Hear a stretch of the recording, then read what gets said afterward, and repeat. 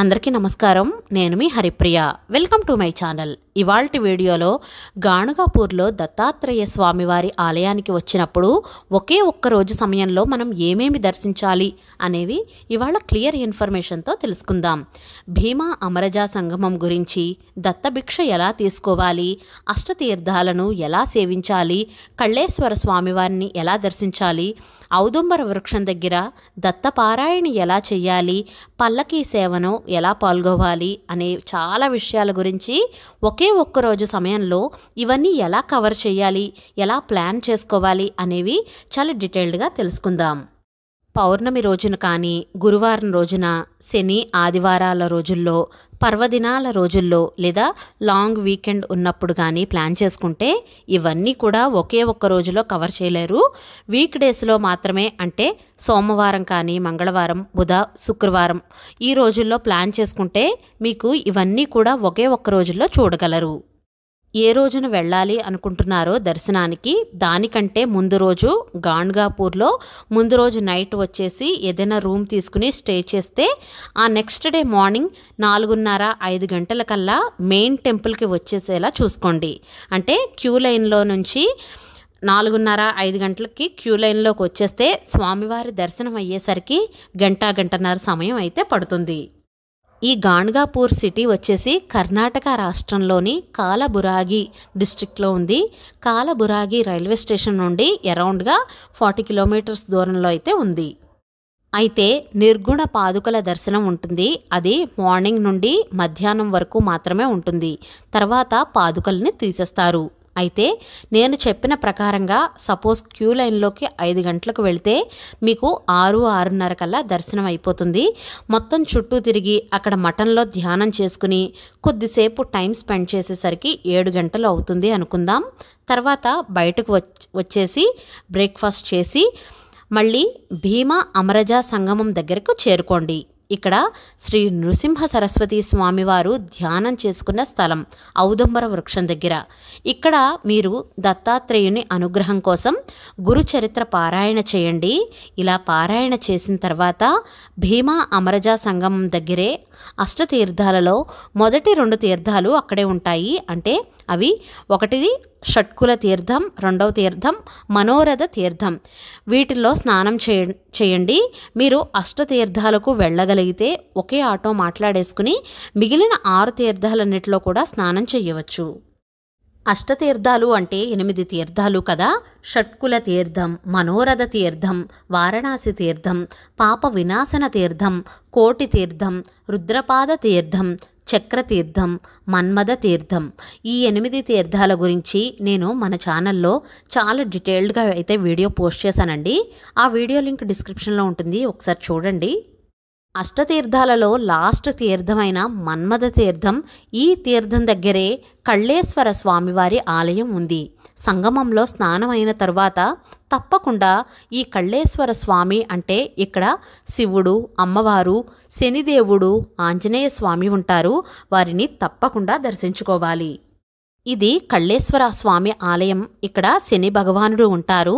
శని మహార్దశలు జరుగుతున్నా, జాతకంలో శని అంతర్దశలు జరుగుతున్నా ఇక్కడ ఉన్న శనీశ్వరునికి నువ్వుల నూనెతో తైలాభిషేకం చేస్తారు. నల్ల నువ్వులు, కళ్ళు ఉప్పు, మిరియాలు ఇవన్నీ కూడా వేసి స్వామి మీద వేసి దండం పెట్టుకుంటారు. ఇదంతా అయ్యేసరికి మధ్యాహ్నం 11-12 గంటల సమయం అయితే పడుతుంది. సంగమం స్నానాలు అయిన తర్వాత నేరుగా మెయిన్ టెంపుల్ దత్తాత్రేయ స్వామివారి మెయిన్ టెంపుల్కి వచ్చేసేయండి. మధ్యాహ్నం 12 గంటల నుండి దత్తభిక్ష జరుగుతుంది. మీరు దత్తభిక్ష తీసుకోవచ్చు, లేదా కొంతమందికైనా ఆహారాన్ని ఇవ్వవచ్చు. స్వామి ఏదో ఒక రూపంలో ఆహారాన్ని స్వీకరిస్తారు అనేది ఇక్కడ భక్తుల నమ్మకం. ఇక్కడతో దత్తాత్రేయ స్వామివారి టెంపుల్ అయ్యింది. అష్టతీర్థాలు, కళ్ళేశ్వర స్వామివారి ఆలయం, ఔదుంబర వృక్షం దగ్గర గురుచరిత్ర పారాయణ అయ్యింది. దత్తభిక్ష కూడా అయ్యింది. మధ్యాహ్నంలోపు ఇవన్నీ కూడా కవర్ చేయొచ్చు. ఇంకా రూమ్కి వెళ్ళి కాసేపు రెస్ట్ తీసుకుని ఈవినింగ్ 4-5 గంటలకల్లా మళ్ళీ ఫ్రెష్ అయ్యి క్యూ లైన్లోకి వచ్చేస్తే స్వామివారిది ఇంకొక దర్శనం కూడా అవుతుంది. 7:30-8 గంటలకు పల్లకీ సేవ ఉంటుంది.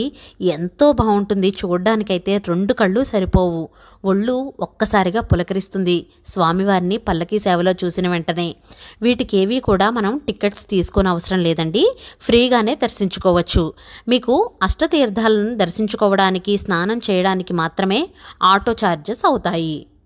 గాణగాపూర్ యాత్ర సంపూర్ణం అవ్వాలి అంటే మొదటిది భీమా అమరజ సంగమం దర్శనం చేసుకోవాలి. దాన్ని భక్తి స్థానం అంటారు. నిర్గుణ పాదుకల త్రిమూర్తి దర్శనం అంటే దీన్ని కర్మస్థానం అంటారు. మూడవది కళ్ళేశ్వర శని మందిరం దర్శనం ముక్తి స్థానం అంటారు. ఈ మూడింటిని దర్శిస్తేనే ఈ గాణగాపూర్ యాత్ర సంపూర్ణం అవుతుంది. ఈ టెంపుల్ చూస్తున్నారు కదా, ఇది నిర్గుణ పాదుకల మఠం. ఇక్కడే దత్తాత్రేయ స్వామివారి దర్శనం, పల్లకీ సేవ, హారతి ఇవ్వడం అన్నీ కూడా ఈ టెంపుల్లోనే జరుగుతాయి. దత్తాత్రేయ స్వామివారు బ్రహ్మ విష్ణు మహేశ్వర స్వరూపం. ఈ టెంపుల్ మార్నింగ్ 2 గంటల నుండి ఓపెన్ అవుతుంది. 3 గంటలకు హారతి ఇస్తారు. దాన్ని ధూళి హారతి అని చెప్పి అంటారు. అప్పటి నుంచి దర్శనం స్టార్ట్ అవుతుందండి. తర్వాత యథావిధిగా గుడిలో జరిగే ప్రతి ప్రత్యేక పూజలన్నీ కూడా జరుగుతూ ఉంటాయి. ఎవరైనా భక్తులు పూజలు చేయించుకోవాలి అంటే రుద్రాభిషేకం ఇలా బయట శివలింగాలు పెట్టి పూజారులు పూజలు చేయిస్తూ ఉంటారు. ఉదయం 8 గంటల నుండి మధ్యాహ్నం 2 గంటల వరకు చేయించుకోవచ్చు. రుద్రాభిషేకం, శివాభిషేకం మీకు చేయించుకోవాలి అనిపిస్తే చేయించుకోవచ్చు. దత్తభిక్ష మధ్యాహ్నం జరుగుతుంది. అన్నదానానికి డబ్బులు కూడా కట్టవచ్చు. పల్లకీ సేవ సాయంత్రం 7:30-8 గంటల మధ్య ప్రాంతంలో స్టార్ట్ అవుతుంది. పల్లకీని పువ్వులతో అందంగా అలంకరించి స్వామివారిని ఈ టెంపుల్ చుట్టూ 3 సార్లు ఊరేగిస్తారు. ఇది ప్రతిరోజు జరుగుతుంది. ముందుగానే ఆలయంలోకి వచ్చేసి ఉంటే ఈ సేవలను కళ్ళారా చూడవచ్చు. ఈ పల్లకీ సేవ జరుగుతున్నప్పుడు ఆలయంలోకి రావడానికి అనుమతించరు. అందుకనే ముందుగానే వచ్చేసి వెయిట్ చేస్తే ఈ పల్లకీ సేవను అరగంట పాటు జరుగుతుంది. ఈ అరగంట పాటు కూడా తనివి తీరా కళ్ళారా స్వామివారిని చూసుకోవచ్చు.